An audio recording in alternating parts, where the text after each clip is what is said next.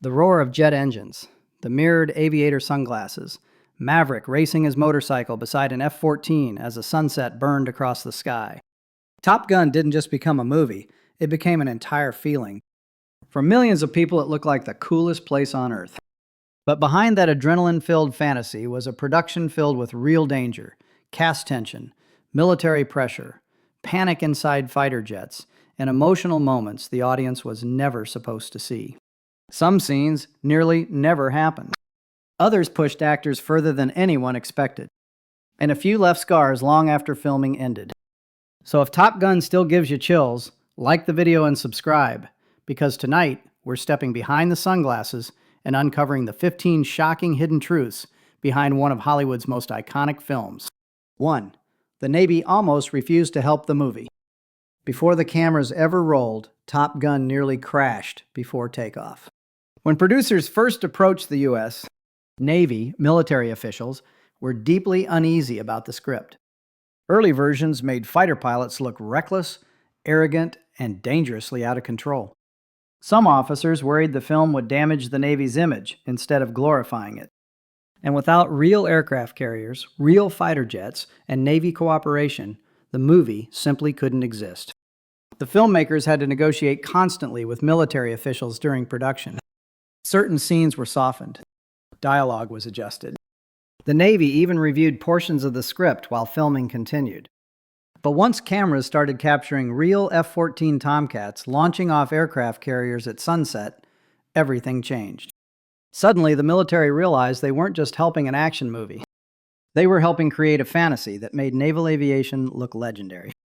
And the impact became almost unbelievable. After the film's release, recruitment reportedly surged so dramatically that Navy booths were placed directly outside theaters showing the movie.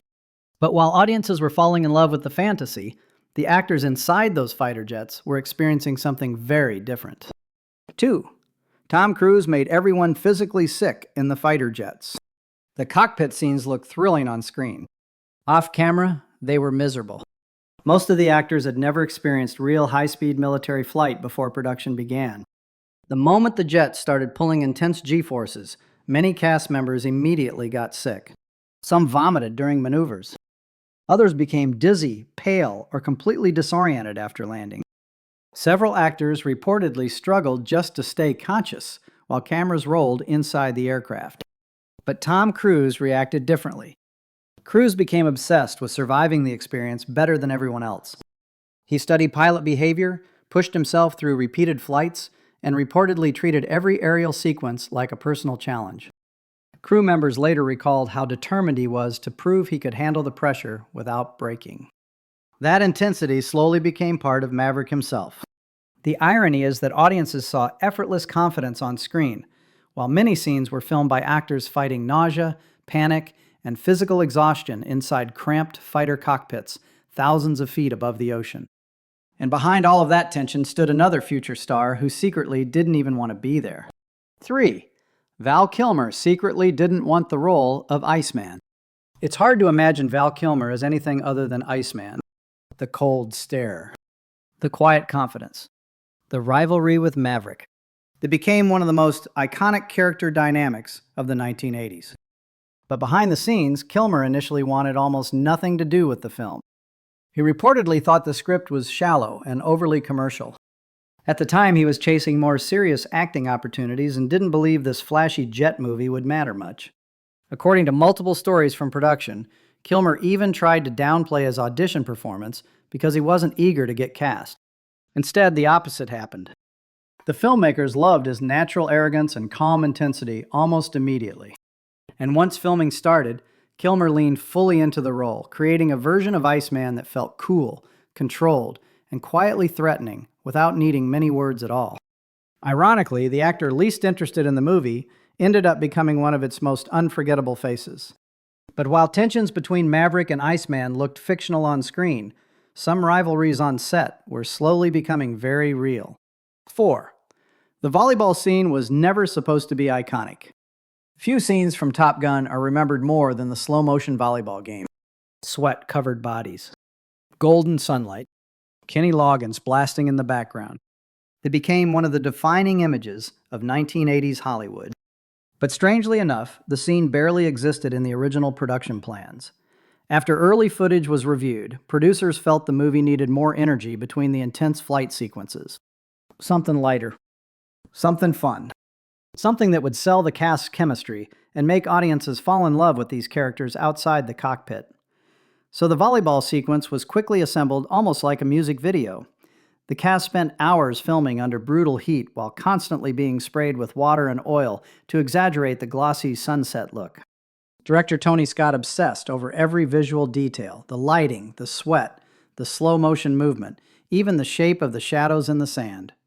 At the time, nobody expected the scene to become legendary, but decades later, that short beach sequence became one of the most parodied and instantly recognizable moments in movie history.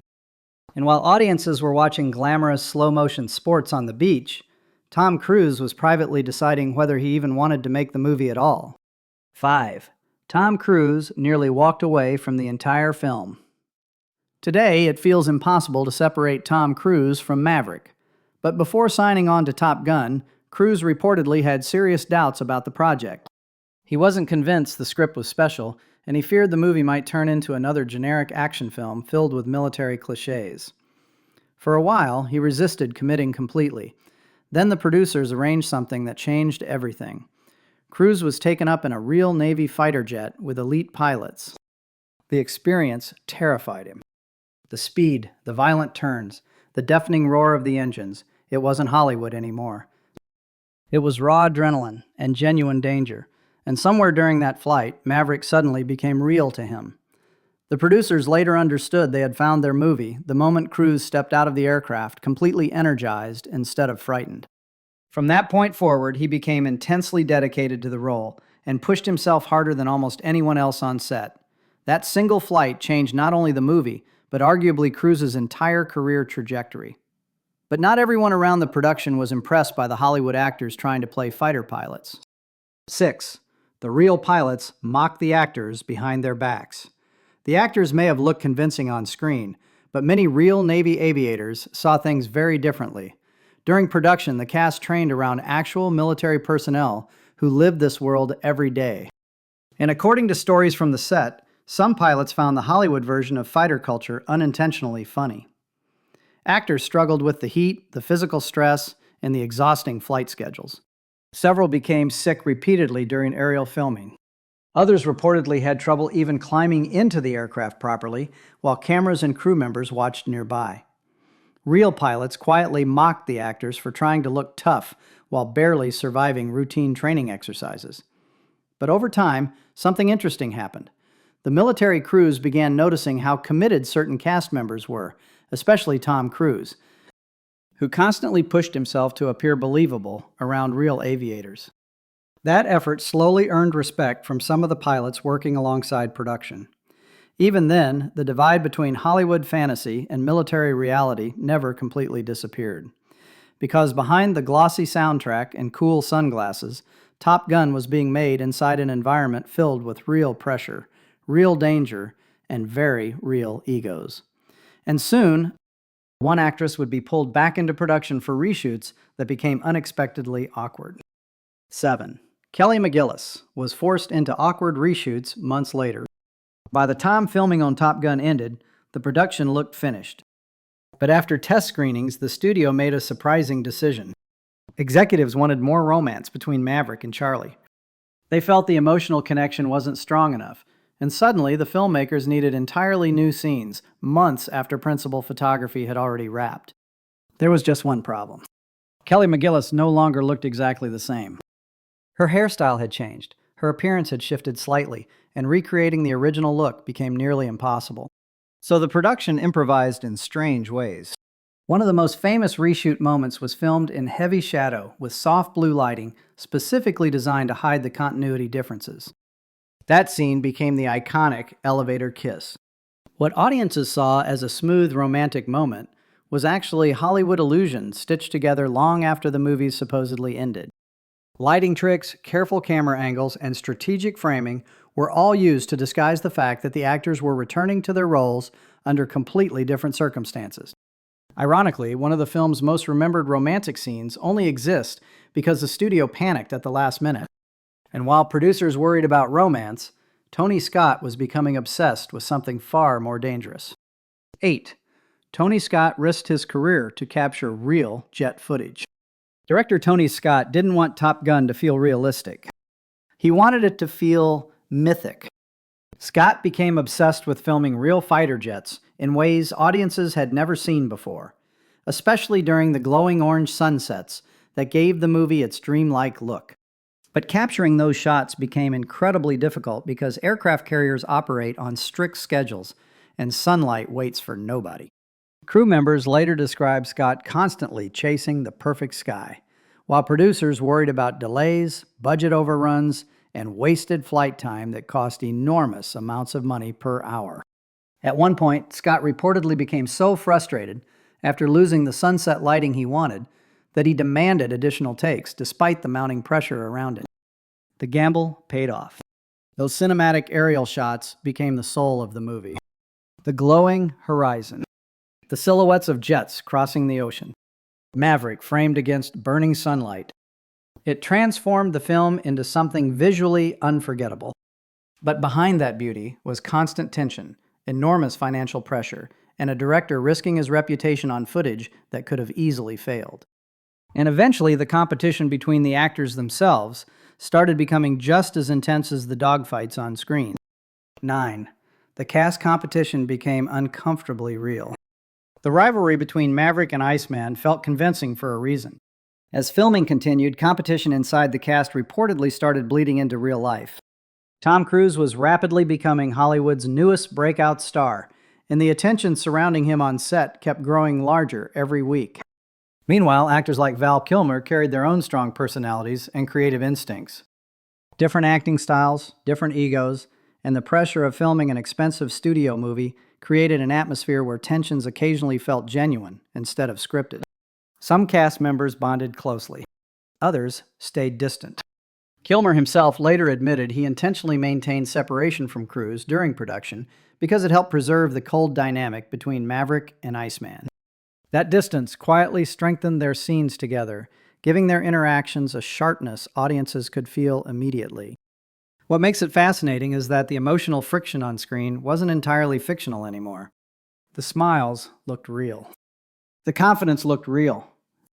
And underneath it all, the rivalry slowly became real too. But nothing on set would hit the cast emotionally harder than the moment Goose's fate changed the entire tone of the film. 10. Goose's death changed the entire emotional tone of the movie. For the first half of Top Gun, Goose feels like the emotional safety net of the story. He's funny, loyal, relaxed, the one character who makes Maverick feel human.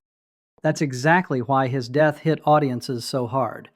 When the accident sequence was first screened for test audiences, many viewers were reportedly stunned by how suddenly the movie shifted from adrenaline-filled fantasy into genuine tragedy. The energy inside theaters changed instantly. Some audience members became noticeably quieter for the rest of the film. Even members of the cast reportedly underestimated how emotional the scene would become once it was fully edited together. Anthony Edwards brought warmth to Goose that grounded the entire movie. His chemistry with Tom Cruise gave the story emotional balance, which made the loss feel unexpectedly real compared to the stylized tone surrounding everything else. The filmmakers eventually had to carefully adjust pacing and emotional beats afterward, so the movie wouldn't become too dark after Goose's death. But ironically, that emotional shock became one of the reasons the film stayed memorable for decades. Because underneath all the coolness and swagger, audiences suddenly saw vulnerability. And while Goose's death became emotionally unforgettable, another massive part of the movie almost sounded completely different. 11. The soundtrack almost sounded completely different. It's impossible to imagine Top Gun without the soundtrack. The moment Danger Zone starts playing, audiences are instantly transported back into the cockpit. And Take My Breath Away became one of the defining love songs of the entire decade. But the soundtrack nearly turned out very differently. Several artists and music ideas reportedly shifted throughout production, and there were moments when producers still hadn't found the musical identity of the film. Without the right songs, some scenes reportedly felt flat, despite the expensive aerial footage. Then the music suddenly transformed everything. Danger Zone injected raw energy into the flight sequences, while Take My Breath Away added a dreamy, emotional atmosphere that softened the movie's aggressive edge. The soundtrack didn't just support the film, it completed it. What's fascinating is how much the movie depended on sound to create its identity. Without those songs, Top Gun might have felt like just another military action film from the 1980s. Instead, it became a cultural time capsule. And while audiences saw effortless style on screen, the studio itself was quietly pushing the movie to become even more seductive and glossy. 12. The studio secretly wanted more sex appeal. Behind all the fighter jets and military action, Paramount executives had another goal for Top Gun. They wanted the movie to feel hot. The studio reportedly leaned heavily into the glossy, MTV-inspired visual style that exploded during the mid-1980s. That meant sweat-covered skin, dramatic lighting, slow-motion shots, motorcycles at sunset, lingering close-ups, and carefully staged cool moments designed to make audiences feel like they were watching fantasy instead of reality. Director Tony Scott embraced the approach completely. Nearly every frame was designed to look stylish, from reflective aviator sunglasses to smoke-filled bars glowing with neon blue light. Even simple conversations were shot like music videos. The film wasn't trying to look natural. It was trying to look unforgettable, and it worked. The visual style became so influential that it changed fashion trends, advertising aesthetics, and even how future action movies were filmed throughout the late 1980s and early 1990s. But for some real fighter pilots watching the movie later, one famous scene felt far less glamorous than audiences realized. 13. Real fighter pilots were disturbed by one famous scene. To audiences, the aerial accident in Top Gun felt dramatic and cinematic. But for some real Navy aviators, it hit much closer to reality than viewers understood. Several pilots later admitted that Goose's death sequence was difficult to watch because cockpit accidents and high-speed ejections were genuine fears inside military aviation. The violent canopy malfunction, the confusion during the spin, the helplessness once control was lost, parts of the scene reflected dangers pilots trained to think about constantly. That realism gave the moment emotional weight far beyond a normal Hollywood action sequence. What made it even more unsettling was the contrast surrounding it. One minute the movie felt glamorous and invincible. The next, it reminded audiences how brutally unforgiving fighter aviation could actually become. Some aviators reportedly respected the film for showing that danger, instead of turning every pilot into an untouchable superhero. Because beneath the sunglasses and confidence, real fear always existed inside those aircraft. And years later, the man who helped create those unforgettable images would carry the weight of the film in ways audiences never saw. 14. Tony Scott became haunted by the film years later. After Top Gun exploded into a global phenomenon, director Tony Scott became one of Hollywood's most visually influential filmmakers. But success created its own kind of pressure.